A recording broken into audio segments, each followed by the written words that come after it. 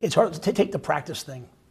So I had a player come up to me at the end of this year, great young man on our team, and he's been there for a couple of years. He's like, Coach, you got here, and we started doing mat drills, and we started tackling in practice. We started doing all these things, and we were all like, wow, we never worked this hard.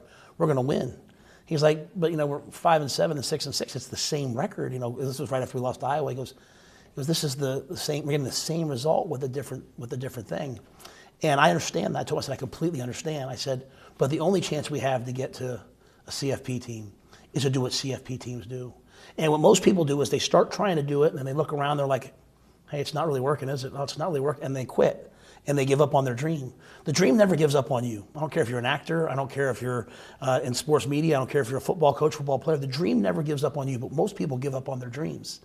And to me, it's just like when you get to that moment where it feels like, hey, is this working or not? Like just after that Iowa game, and then my D coordinator left, and my D-line coach left, and a bunch of guys went in the portal, and it feels like, oh no, is this about to fall down? You do what Theo Epstein said when he went to Chicago, you double down. You go all in. You take all your chips and put them in the middle of the table. And you say, no, forget this. I'm not a sheep. I'm not going out like this. And you can't make the players do that.